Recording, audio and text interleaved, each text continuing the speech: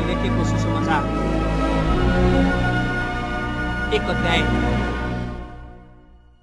परमेश्वरका पुत्र येशू ख्रीष्टको सुसमाचारको आरम्भ यशाया अगमवक्ताको पुस्तकमा यसरी लेखिएको छ।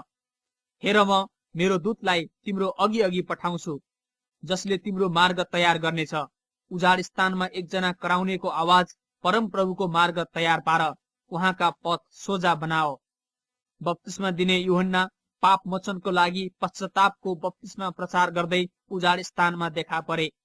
समस्त यहुदिया देश र यरुसलेमका सबै बासिन्दाहरू तिनी कहाँ निस्किए आए र तिनीहरूले आफ्ना पाप स्वीकार गर्दै तिनीबाट यर्दन नदीमा बप्तिस्मा लिए। यूहन्नाले उटको रौँबाट बनेको लुगा लाउँथे र कम्मरमा छालाको पटुका बाँध्थे र सलह र वनमह खान्थे। तिनले यसो भन्दै प्रचार गरे, जो म पछि आउनुहुन्छ उहाँ मभन्दा शक्तिशाली हुनुहुन्छ, अनि निहुरिएर उहाँका जुत्ताका फित्ता फुकाल्ने लायकको म छैन। मैले तिमीहरूलाई पानीले बप्तिस्मा दिएको छु, तर उहाँले तिमीहरूलाई पवित्र आत्माले बप्तिस्मा दिनुहुनेछ। अब ती दिनमा येशू गालिलको नासरतबाट आउनुभयो र यूहन्नाबाट यर्दन नदीमा बप्तिस्मा लिनुभयो। पानीबाट उक्ली आउने बित्तिकै उहाँले स्वर्ग उग्रिएको र पवित्र आत्मालाई ढुकुरको रूपमा आफूमाथि ओर्लन्दै गर्नुभएको देख्नुभयो।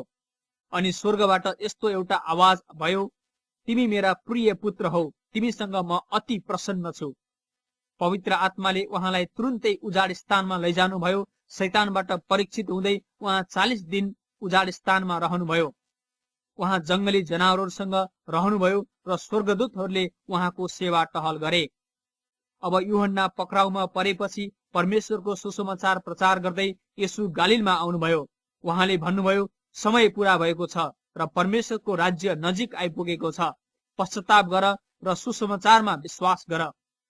गालिल समुद्रको किनार किनारे जाँदै गर्नुहुँदा उहाँले सिमोन र तिनका भाइ अन्द्रियासलाई समुद्रमा जाल हानिरहेका देख्नुभयो, किनकि तिनीहरू जालहारी थिए। यसुले तिनीहरूलाई भन्नुभयो, मेरो पछि लाग र म तिमीहरूलाई मानिसहरूका जालहारी बनाउनेछु। तिनीहरूले तुरुन्तै आफ्ना जालहरू छोडे र उहाँको पछि लागे। अनि अलि पर गएपछि उहाँले जब्दिएका 2 छोरा याकुब र यूहन्नालाई डुङ्गामा बसी जाल तुनिरहेका देख्नुभयो। उहाँले तुरुन्त तिनीहरूलाई बोलाउनुभयो र तिनीहरू आफ्ना पिता जब्दियालाई ज्यामीहरूका साथ डुङ्गामा छोडेर उहाँको पछि लागे। तब उहाँहरू कफरनहुममा जानुभयो र तुरुन्तै सब्बात दिनमा सभाघरमा पसी उहाँले शिक्षा दिन लाग्नुभयो।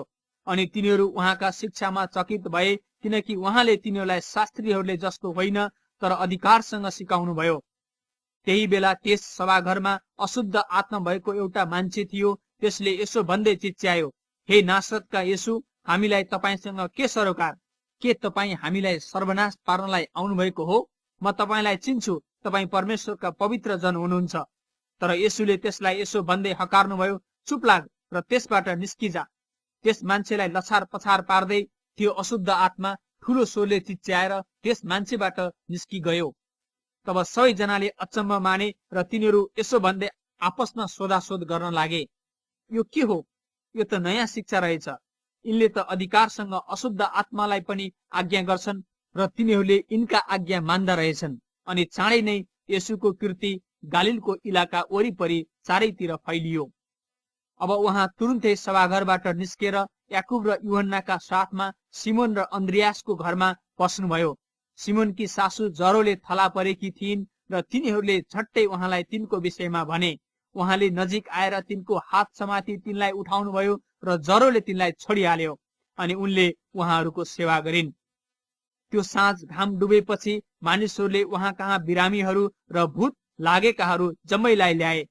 सारा सहर नै घरको ढोकामा जम्मा भएको थियो। अनेक किसिमका रोगले ग्रस्त भएका धेरै बिरामीहरूलाई उहाँले निको पार्नुभयो र धेरै भूतहरूलाई निकाल्नुभयो।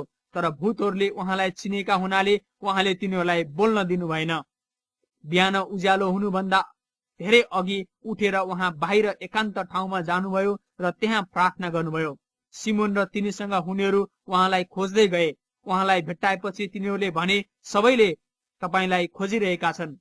तब उहाँले तिनीहरूलाई भन्नुभयो, आओ हामीहरू नजिकका अरू सहरहरूमा जाउँ र त्यहाँ पनि प्रचार गर्न पाऊँ, किनकि यसैको निम्ति म आएको हुँ।